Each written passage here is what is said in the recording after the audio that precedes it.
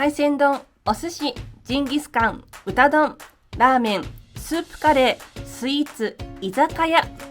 今回はこの8ジャンルについて私たちが本当に美味しいと思った23店舗を一気にご紹介します。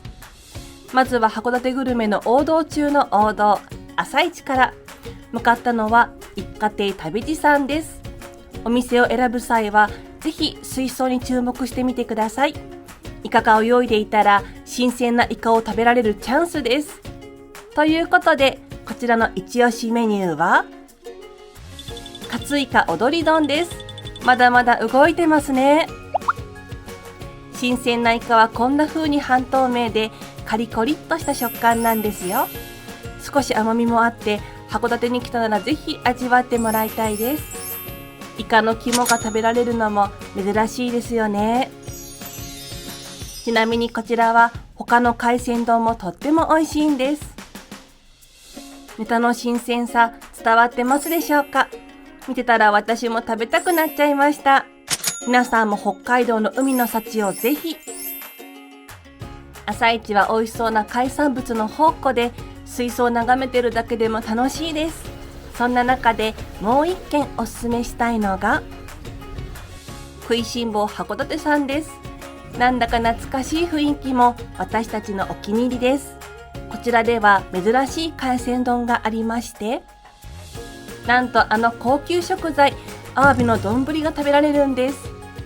いつもより少し奮発してアワビを味わい尽くすなんていかがでしょう。ちなみにこちらにはおすすめ丼というのがありまして、アワビ以外もいろいろ食べたい方にはこちらをおすすめしたいです。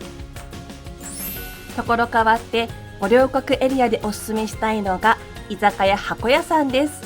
こちらにはコスパ最強の海鮮丼がありまして、それがこちらのサイコロ丼です。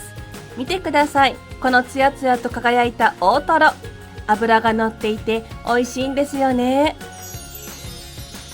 他にもプリプリのエビやとびっこも入っていて、これで1000円は本当に安いと思います。マグロが大好きな方はネギトロ、赤身、大トロが入ったこちらの3種丼をどうぞ。箱屋さんが家の近くにあったら毎週通っちゃいそうです。非常にうまいね。さて次にご紹介するのはお寿司です。最初におすすめしたいのが勘太郎五稜郭店さんです。函館で回転寿司といったらここで決まり。春は桜が見られるのもいいんですよね。来ました。どれもネタが大きくて何を頼んでも食べ応えがあるんですよね。北海道ならではのお寿司をぜひどうぞ。私たちはカニ味噌が大好きです。ちなみに同じく勘太郎さんの宇賀浦本店もおすすめなんです。こちらはメインの観光エリアではないんですが、なんと津軽海峡を望みながらお寿司を食べられますよ。さて朝市に戻ってまいりました。ご紹介したいのはどんぶり横丁市場にある寿司の千勝さんです。カウンターから見えるのは新鮮なネタの数々、そして大将の丁寧な仕事ぶりにうっとりします。卵の乗ったボタンエビ、濃厚なタラの白子、脂の美しい大トロ、そしてお塩でいただくウニ、どれも本当に絶品です。この値段では大赤字。大将に感謝です。最後は自由市場から。こちらは函館駅から歩いて10分くらいの場所になるんですが、朝市とはまた違った品揃えとなっています。飲食店もたくさんある中、ご紹介したいのは寿司正さんです。こちらはオープンで気楽に入れる雰囲気が素敵です。ネタも目の前の市場で仕入れたばかりなので、何を頼んでも新鮮なんです。中でもおすすめしたいのがタコの頭ってこんな大きいの1貫80円という信じられないお値段のタコの頭。うまみと弾力をぜひお楽しみください。海鮮の次はお肉ということでジンギスカンをご紹介します。まずはベイエリアにあるメイメイ亭さんから。こちらには食べ放題があっていろんなラム肉を食べ比べできるんです。札幌クラシックで乾杯したら焼いていきますよ。冷凍せずに運ばれた新鮮なラム肉はラム特有の匂いも少なくてとっても美味しいんです。中でも味付きラムロースが美味しくて珍しく2人で取り合いになっちゃうほどでした。食べ放題でも元が取れるくらい箸がどんどん進んじゃうと思いますよ。五稜郭エリアでご紹介したいのは大黒屋さんです。こちらは旭川の超人気店で去年できたばかりの新しいお店なんですよ。最初の1枚こちらで焼かせていただきたいんですけど、最初は店員さんが焼いてくれるんです。焼き加減がわかるのは嬉しいですよね。うまそう。1枚がとっても大きいんですよね。さて、キラキラ輝くお肉のお味は？噛めば噛むほど旨味が出てきますね。プルンプルン。最後にご紹介するのは大門にある羊亭さん。ここもすごいんです。私たちが強くおすすめしたいのがこちらの限定セットです。なんとこちらでは前半はほとんど店員さんが作ってくれるんです。しかもお肉がとっても新鮮だから少しレアでも食べられるんです。これはすごいわ。赤くて食べれる、いいよね。新鮮なラム肉って弾力と染み出る旨味が本当にすごいんです。しなしなになったお野菜と一緒に食べられるのもこのお店の特徴です。これが本当に絶品なんですよね。めっちゃうまい。最後は岩塩とわさびでいただいちゃいましょう。旦那さんの感想は？うまみじゅわ。すごい勢いでご飯をかき込んでました。羊亭さんのある大門エリアには他にも美味しいお店がたくさんあります。そんな中でご紹介したいのがポルコさんです。帯広名物の豚丼がここ函館でも食べられるんです。中はスポーツバーな雰囲気なんですが、豚丼のメニューはとっても充実しています。来ました。タレ豚丼です。肉大盛りにしたらまるでバラのような丼が来ました。これは肉大盛りしてよかったね。見てください、この大きさ。本場帯広でもこのサイズはなかなかないです。うわ、柔らかい。帯広出身のご主人が函館でも美味しい豚丼を食べてもらいたいという思いで作ったお店だそうです。タレもうまい。私たちが特におすすめしたいのがこの塩豚丼です。これは帯広でも見たことがありませんでした。これうまい。豚塩丼。ジューシーなお肉とさっぱりとした塩味が最高です。ぜひご賞味ください。びっくりした。続いてご紹介するジャンルはラーメンです。五稜郭タワーの目の前にあるあじさいさんが有名なんですが、いつも大行列なんですよね。実はあじさいさんのすぐ近くにもう一軒美味しいラーメン屋さんがあるんです。それがキッチン中華あじたかさんです。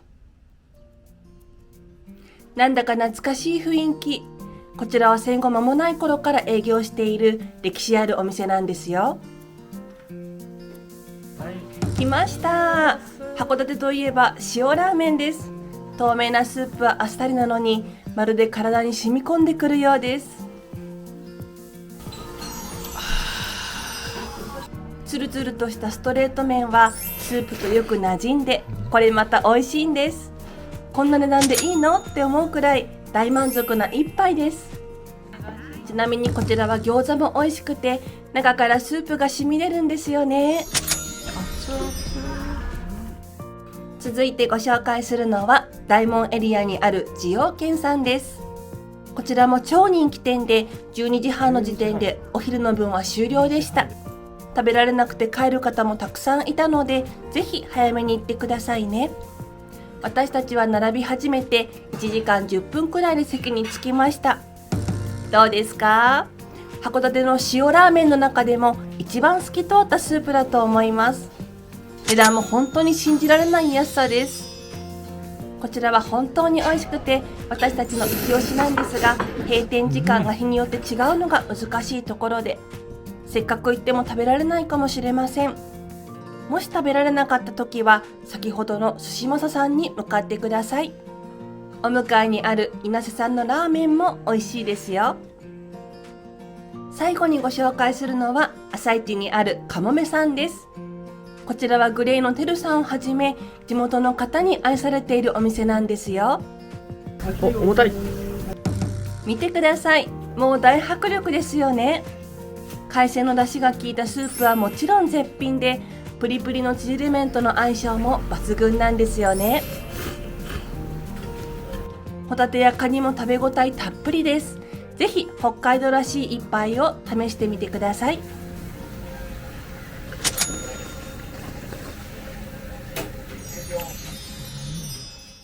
ちなみにかもめさんの目の前にある駅に市場では生きたイカを釣ってその場で食べられるんです。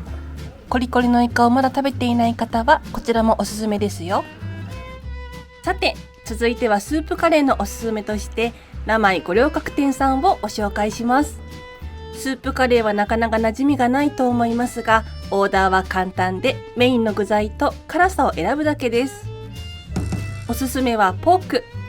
ほろほろっとしたお肉からエキスがじゅわっと出てきますよ。こんな風に大きな具材をそのまま楽しむのがスープカレーの醍醐味なんですよね。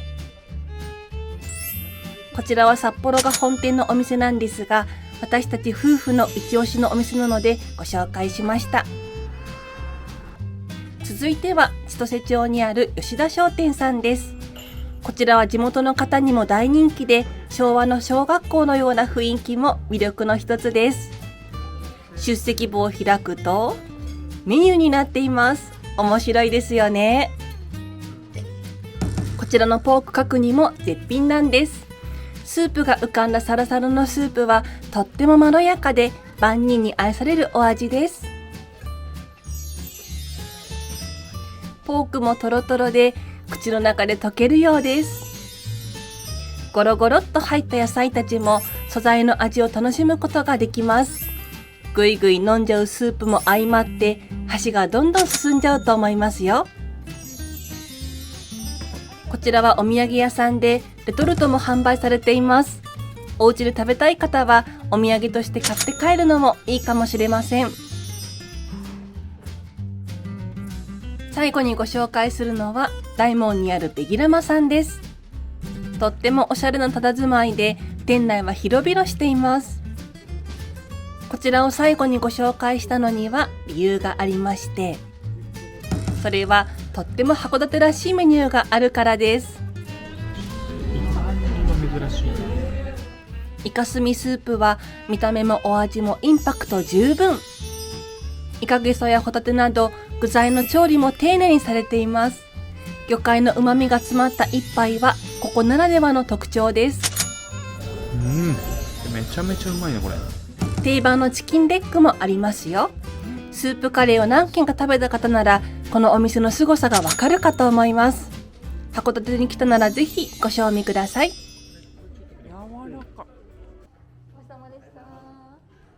ご飯系の紹介が続いたので、続いてはスイーツをご紹介したいと思います。皆さんご存知の五稜郭タワー。私たちのおすすめはタワーを登った先にあるんです。それは何かというと、季節ごとに変わるソフトクリームです。春は桜を見ながら桜ソフトを食べられます。夏は新選組ソフト。ラムネ風味で夏らしさをたっぷり味わえますよ。秋はゼリーソフトでした。といった感じで毎回楽しみにしていたのですが、なんとこちらの売店は11月に閉店されたそうで、タワー1階のお店でこれからは季節ごとのソフトクリームを出すかもとのことでした。ぜひこちらをチェックしてみてくださいね。続いては元町エリアから。函館らしい景色の中に食べ歩きやお土産にぴったりのお店がたくさんあります。そんな中でご紹介したいのがアンジェリック・ボヤージュさんです。こちらは超人気店でして、今日も並んでますね。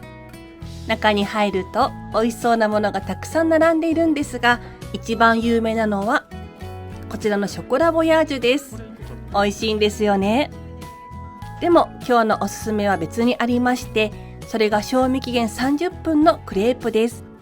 お店から少し歩くとペリー提督を見ながら食べられる公園がありますよ。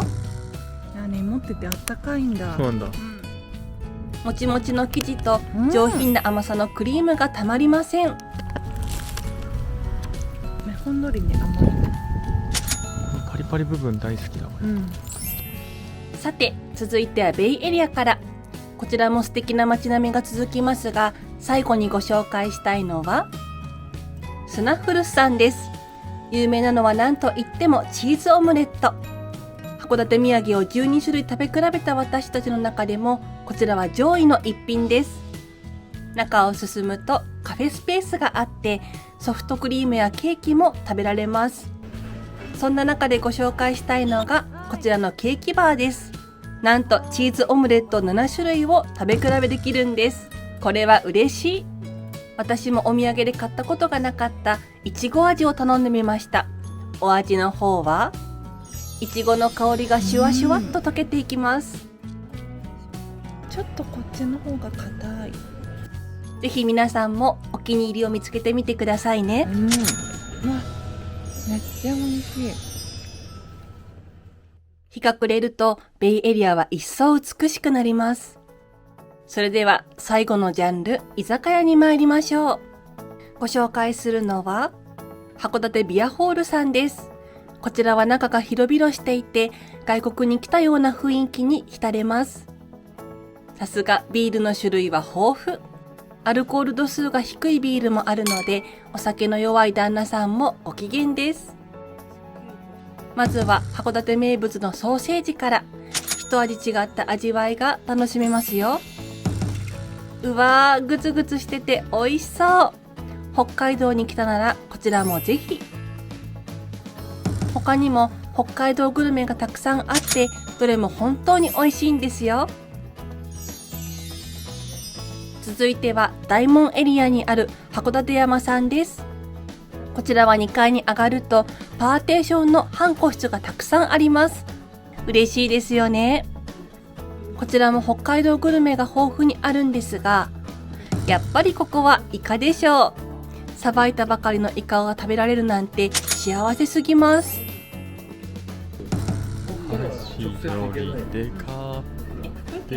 脂も乗っていてホクホクです。こちらも珍しいんじゃないでしょうか。プチプチ食感と口に広がる甘さがたまりません。こちらではいろんな種類を楽しめるように一品一品少なめに出してくれるのも嬉しいです。最後にご紹介するのは大門横丁です。にぎわってますね。こちらには2軒目にぴったりの小さいお店がたくさんあります。中には5軒はしごしたっていうお客さんもいて驚きました。お通しは生の砂肝でした。コリコリしてて美味しかった。マスターやお客さんとの距離が近くて誰でも温かく迎えてくれる雰囲気です。はしごしたくなっちゃう気持ちもわかります。さて今回はグルメに絞ってご紹介してきましたが、函館は観光スポットもすごいんです。季節によって様々な表情を見せてくれる函館の観光スポット、また別の動画でお会いできたら嬉しいです。次回は北海道の冬の観光地ベスト5をお届けします。グルメ、癒し、エンタメの総合力でおすすめの5カ所を選びました。チャンネル登録や通知をオンにしてお待ちいただけると嬉しいです。せーの、したっけねー。